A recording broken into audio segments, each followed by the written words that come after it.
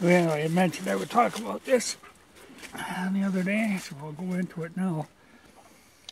I use my saws a lot. I mean, I'm constantly got some project going. You shouldn't be hanging here. Junior, back off. And I'm trying to get as much life out of the bars and the chains as I can.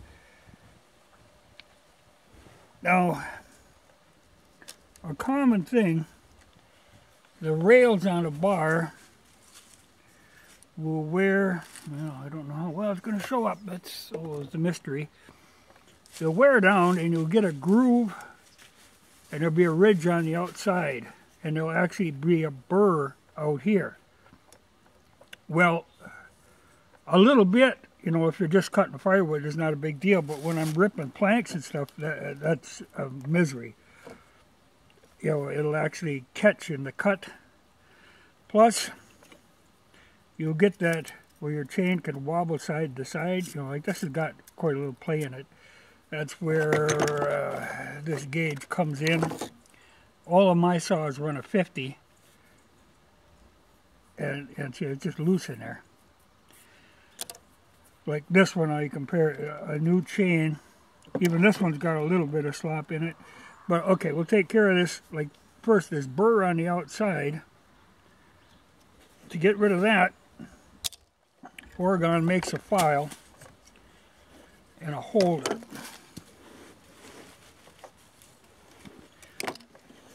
Well, this happens to be an Oregon one, but there's ones made in China too. This is around a $30 tool.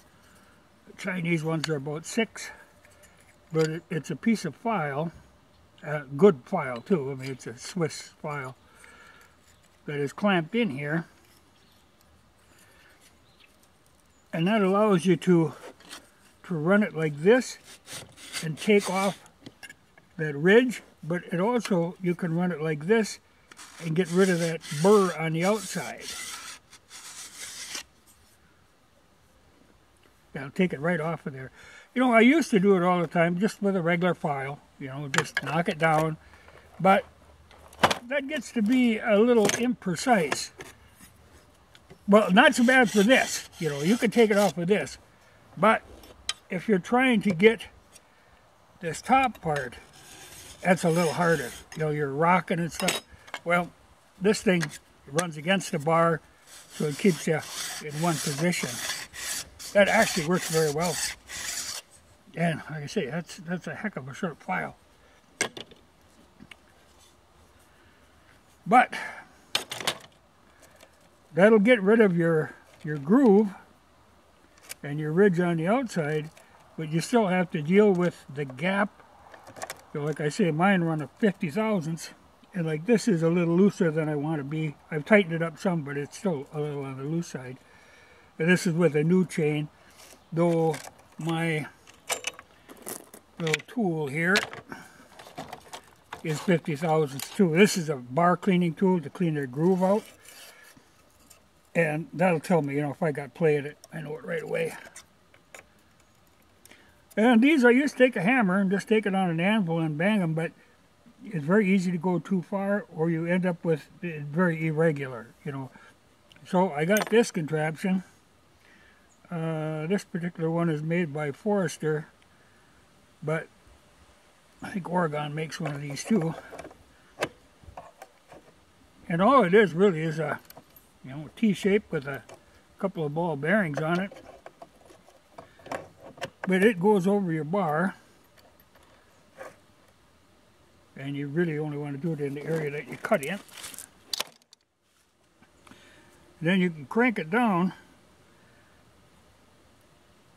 and it's kind of there's a guide and there's a depth gauge, because there's no point, if you try to go too deep, you're just into the lamination. You've got to figure the right height. But then, crank that down and just roll it along the bar. And it squeezes it back together very evenly. So that's not a bad deal. You know, it beats the hammer method I used to use. And that'll tighten her up. But you don't want to get them too tight. But back when I used to use a hammer, then you'd end up with you'd go run the saw and you'd see you had little spots that would get hot. You know, well, that doesn't. And once that gets spread out like that, then your chain starts flopping.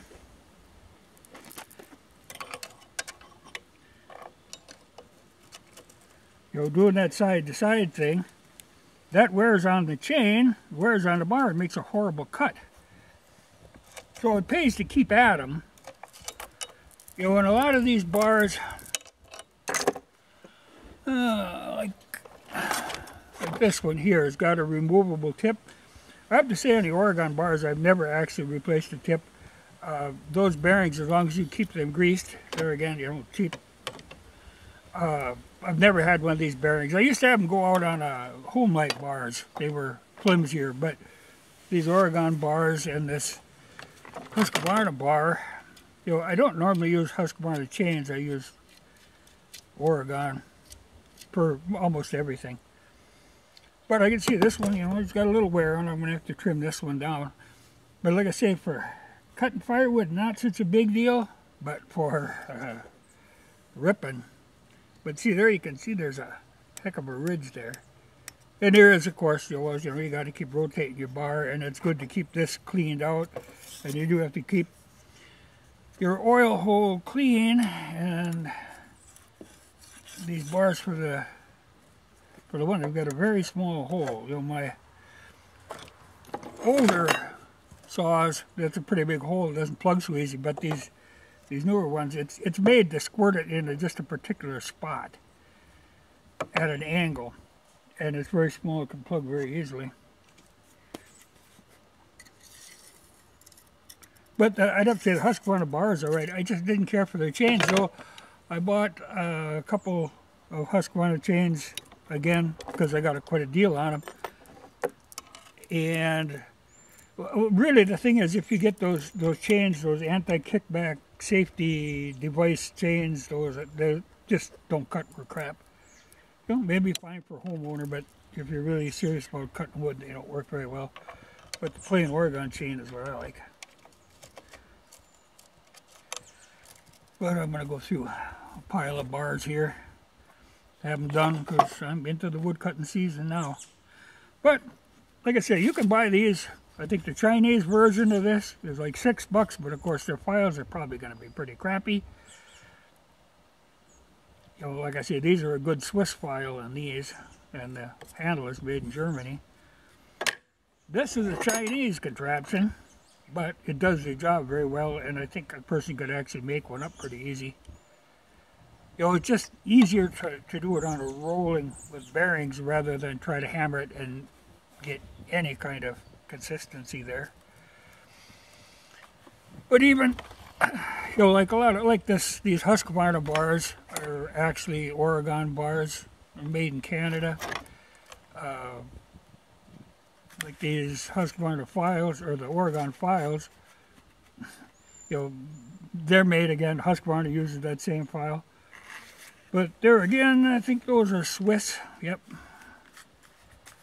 You know, it pays to buy quality. Like if you buy them Chinese files, a cheap file is not a bargain. They'll be bent and just, there's no use in them. There's no point in even trying. But the Oregon ones are good bar, good chains, good, you know, they just make good stuff. I'm quite a fan of Oregon.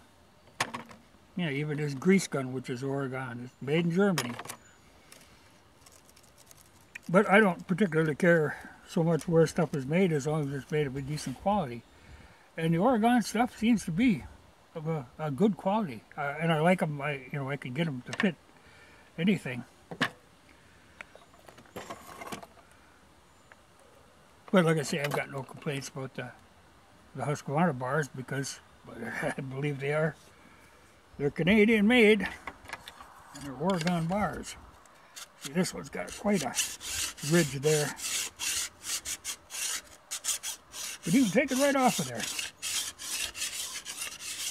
And they sell replacement files for these. So even if you did get the cheap Chinese one, you could still buy the good files. but that makes a world of difference.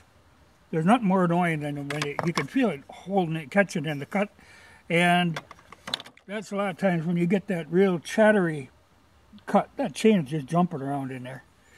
You know, you got to get them tightened up, and this is a good tool to do it. And look at that, $30 maybe, something on that order. I think this was about the same. But these are handy, you know, just to give you that idea of where you're at. Because I've seen bars that had such a ridge on them, and sometimes you'll see them where the ridge is only on one side, and they cut at that, you know, like that. That don't work. Because then what happens when somebody has to do that, they start cutting with the nose because they can cut straight with the nose. Well, that burns out that bearing in the nose. Well, like I say, I've never replaced one on an Oregon, though they are replaceable, just one rivet. But you know, if you take care of your bar and keep this greased, that lasts a long time. Never had a problem. Though I can see if you pinched her in a tree or something, well, you could end up with a problem. Okay, and that, you know, like I always say, when I go cutting, I always bring 2 saws.